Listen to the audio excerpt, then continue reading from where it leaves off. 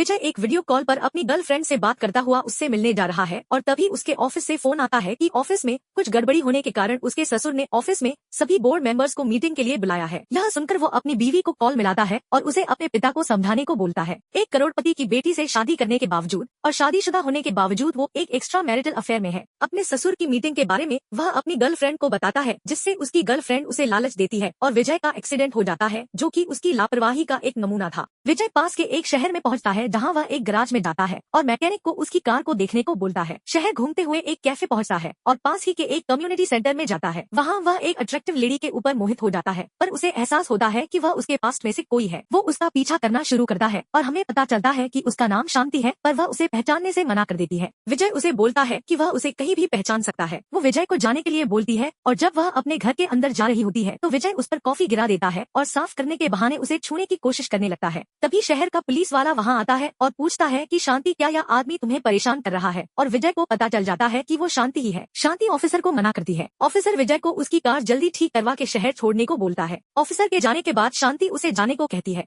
लेकिन विजय उसे पूछता है कि 10 साल से वह कहाँ थी और वह उसे अपने घर के अंदर ले आती है। वो शांति से दोबारा पूछता है और इस बार बोलता है कि वह परेशान हो गया था और उसे 10 साल से पता नहीं है कि उसकी बीवी कहाँ गायब थी। वो उसके करीब आता है, पर शांति अपने कपड़े चेंज करने को बोलती है और चली जाती है। वह नहाते समय उसे देखता है और जब वह बाहर आती है तो वह अपने लिए कॉफी और उसके लिए चाय तैयार रखता है। वो उससे पूछता है कि 10 साल पहले वो अचानक गायब कैसे हो गई थी, जिसका जवाब वह देती है कि वह नर्सिंग होम से आ रही होती है। तभी एक आदमी उससे नर्सिंग होम का एड्रेस पूछता है और वो देखती है कि कार में उसकी वाइफ लेबर पेन में है और उसके बाद का उसे कुछ याद नहीं है। वो उससे पूछता है कि तुम नर्सिंग होम से क्यों आ रही थी, क्या तुम प्रेग्नेंट थी? शांति बताती है कि उसने उसका बच्चा खो दिया था और उसको संभालते हुए विजय उसे किस करता है और आगे बढ़ने की कोशिश करता है, जिसके लिए शांति उसे मना करती है और उससे पूछती है कि क्या उसने शादी नहीं की, जिस पर वो चुप रहता है। पर आखिरकार वह बताता है कि उसने अनु से शादी की है।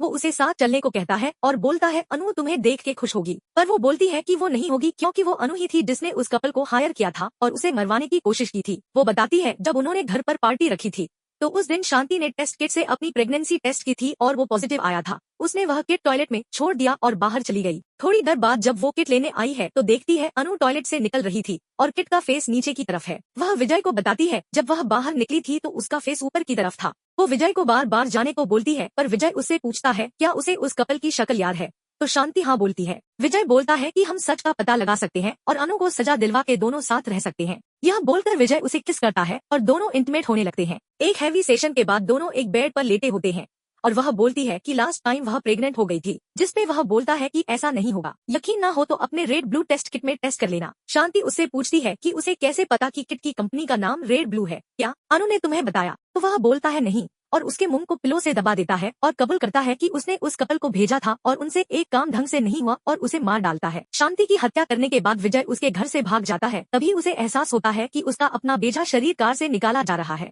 उसके सामने एक चौंकाने वाली घटना होती है जब उसे पता चलता है कि वह एक जगह में चला जा चुका है जहां उसका सामना केवल मरे हुए लोगों से हुआ था और शांति उनमें से एक थी। उस दुनिया में शांति उसकी पत्नी की तुलना से ज्यादा सुंदर और अट्रैक्टिव दिखाई देती है, जिसने विजय की कल्पना को बढ़ावा दिया और हार्मोन की वृद्धि को प्रज्वलित किया, जिसके कारण उनके बीच इंटिमेसी पैदा हुई। शांति द्वारा कहे गए अंतिम शब्द, क्या मैंने तुम्हें जाने के लिए नहीं कहा था? सुझाव है कि उसे इस दुनिया में पड़े रहने के बजाय पहले ही अपनी मौत का एहसास हो जाना चाहिए था। उसके बेवफा स्वभाव को देखते हुए निधन बड़ा लोस नहीं है।